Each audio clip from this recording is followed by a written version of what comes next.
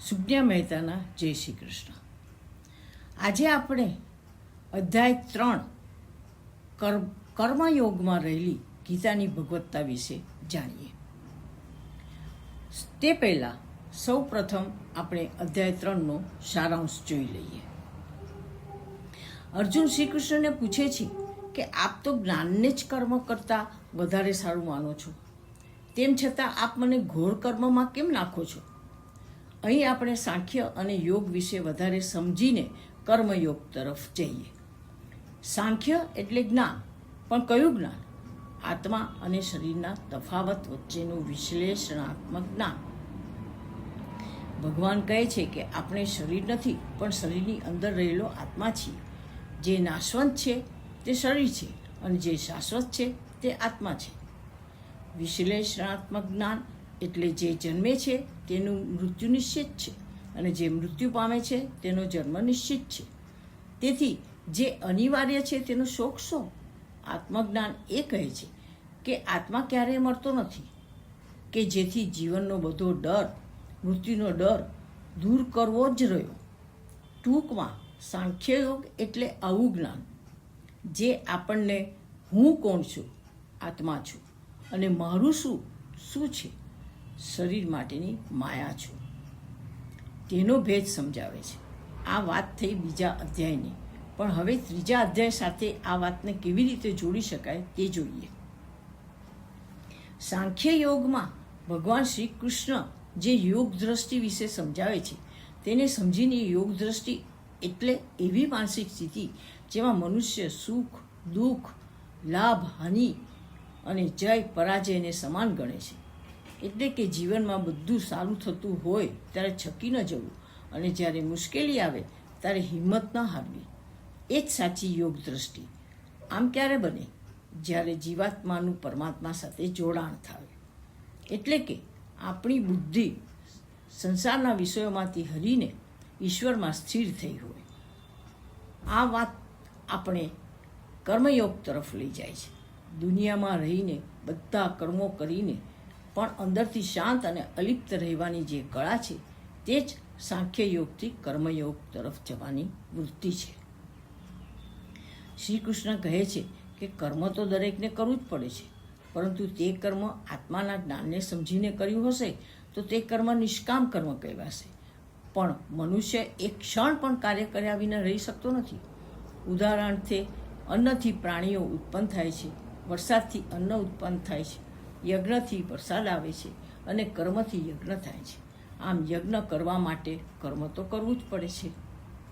ભક્તિ પ્રધાન કર્મયોગની વિધિથી મમતા, આસક્તિ અને કામનાઓનો ત્યાગ કરી શ્રી કૃષ્ણાર્પણ બુદ્ધિથી કર્મ કરવા જોઈએ તેમ જણાવ્યું છે. શાસ્ત્રોએ જે કર્મો કરવા સૂચવ્યા છે તે કર્મોને પ્રશંસા કરી કરવા અને કાર્ય ન કરવાની બુદ્ધિ ભ્રષ્ટ થાય છે તેમ જણાવ્યું છે. આ પ્રકારે રાગ દ્વેષમાં ન પડતા સર્વધર્મ પાલન કરવા માટે ભાર દઈને કહ્યું છે. વળી કામનાથી પેદા થનાર બધા જ અનર્થો અંગે સમજ આપી છે. વિવેક બુદ્ધિથી ઇન્દ્રિયો અને મન ઉપર સંયમ રાખો તે પણ જણાવ્યું છે. હવે આપણે ગીતાનો અધ્યાય 3 કર્મયોગમાં રહેલી ગીતાની ભગવત્તા વિશે જાણીએ. સૌ પ્રથમ કૃષ્ણ અર્જુનને સાંખ્ય દૃષ્ટિથી વાત સમજાવવા કોશિશ કરી અને તેને યુદ્ધમાં નિયોજવા પ્રયાસ કર્યો. પછી શ્રી કૃષ્ણને લાગ્યું કે કદાચ આ પાણીએ મગ નહીં ચડે, તેથી તેણે યોગ દ્રષ્ટિથી અર્જુન સમક્ષ વાત રજૂ કરી. શ્રી કૃષ્ણનો આશય સાંખ્ય અને યોગ બંને દ્રષ્ટિઓથી અર્જુનને જોડવા માટે ઊભો કરવાનો છે, જ્યારે અર્જુનનો આશય વાતને પકડીને યુદ્ધમાંથી ખસી જવાનો છે. છતાંય તે ખૂબ વિનયપૂર્વક કહે છે કે આ બંને દ્રષ્ટિઓથી મારી બુદ્ધિ મૂંઝાઈ ગઈ છે. તમે મને સ્પષ્ટ રીતે કહો કે મારું કલ્યાણ શેમાં છે? મનુષ્ય માત્રનો સ્વભાવ હોય છે કે કોઈ તૈયાર ભોજન માટે બેસાડી દે તો તેના કલ્યાણ માટે બધો વિચાર કરીને તેને માટે નિર્ણય લઈ લે તો તે તરત જ તૈયાર થઈ જાય.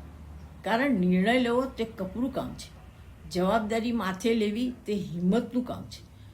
વળી કોઈ આપણે આપણા માટે નિર્ણય લે ત્યારે તેમાં એક ફાયદો એ છે કે પરિણામ વિપરીત આવે તો કહી શકાય કે મેં તો તમે કહ્યું તેમ કર્યું, મારો કાંઈ વાંક નથી.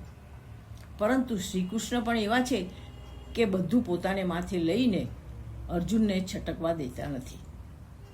તેઓ અર્જુનને કહે છે કે શું કરવું તેનો નિર્ણય તો તારે જ લેવાનો છે. શ્રી કૃષ્ણ વાતને જુદો જ આકાર આપતા કહે છે કે બંને પ્રકારની નિષ્ઠા મારા દ્વારા જ કહેવાયેલી છે. સાંખ્ય નિષ્ઠા જ્ઞાની યોગીઓની છે અને યોગીઓની નિષ્ઠા કર્મયોગીઓની છે. આમ જોઈએ તો બંને નિષ્ઠાઓનું ધ્યેય તો સમાન જ છે. કર્મ તો બંનેને કરવું જ પડે છે. તેનો સદંતર ત્યાગ થઈ શકતો જ નથી. શ્રી કૃષ્ણ કહે છે કે હે અર્જુન, જે પુરુષ ઇન્દ્રિયોને વશમાં રાખીને હૃદયથી વિષયો તરફ અનાસક્ત રહીને કર્મ કરે છે તે શ્રેષ્ઠ છે, તે કર્મયોગી છે. આમ કહીને કર્મયોગની તરફેણ તો કરી જ લીધી.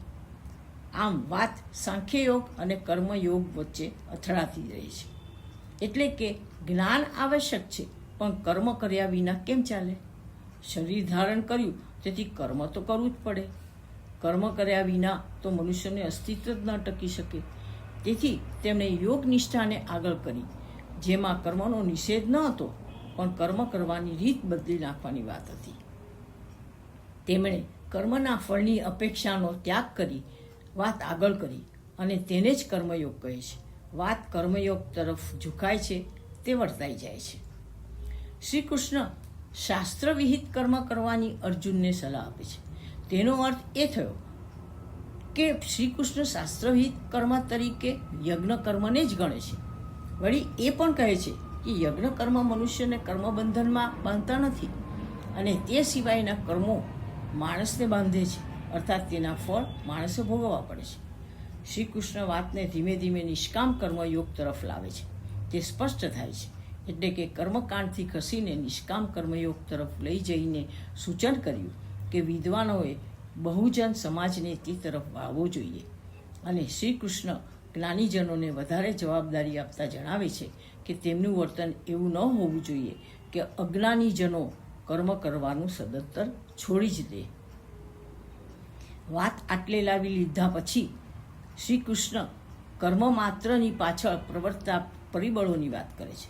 શ્રી કૃષ્ણ કર્મ માટે માણસની પ્રકૃતિને જવાબદાર ગણે છે. પ્રકૃતિ 3 પ્રકારની હોય છે: સત્વ, રજસ અને તમસ. અને તેથી જ ભિન્ન ભિન્ન વ્યક્તિઓના કર્મમાં ભિન્નતા રહે છે. આમ પ્રકૃતિ જ માનવ પાસે કર્મ કરાવે છે અને માણસ ખોટો પોતાને કરતા માનીને આ મેં કર્યું, આ તે કર્યું એમ અહંકાર કરે છે. કહેવાનું તાત્પર્ય એ છે કે અર્જુન, તું રાગ દ્વેષ રાખ્યા વિના શાંતિથી સ્વસ્થતાપૂર્વક નિષ્કામ ભાવથી યુદ્ધમાં પ્રવૃત્ત થા.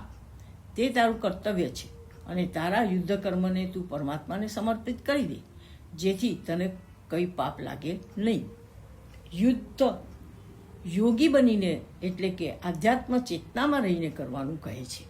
શ્રી કૃષ્ણ કહે છે કે ઇન્દ્રિયો, મન અને બુદ્ધિ આ બધા કામનાના આશ્રય સ્થાનો છે. જો કામનાને જીતવી હોય તો પ્રથમ ઇન્દ્રિયોને વશમાં થઈને કામનાના આશ્રય સ્થાને તોડી નાખવું જોઈએ. ઇન્દ્રિયોની ઉપર મન છે. માણસે બીજો પુરુષાર્થ મનને જીતવાનો કરવાનો છે. મનને વાળીએ શકાય અને મારીએ પણ શકાય. મનને બાળકની જેમ મનાવીને તેની પાસેથી ધાર્યું કામ લઈ શકાય છે. જો મન છતાંય ન માને તો તેની ઉપર બુદ્ધિ છે. તેની ઉપર દબાણ લાવીને તેને રોકી શકાય. જો બુદ્ધિ પણ એ કરવા તત્પર ન થાય કે નબળી પડી હોય તો શું કરવું તે બાબતની શ્રી કૃષ્ણએ છેલ્લા શ્લોકમાં ચાવી બતાવી છે કે બુદ્ધિની ઉપર આત્મા છે. જો માણસ આત્માને જાણે, આત્મામાં રત રહે તો બુદ્ધિ સ્વયં આવીને તેના ચરણમાં બેસી જાય છે. બુદ્ધિ નમી એટલે મનને વશ કરતા વાર નહીં લાગે.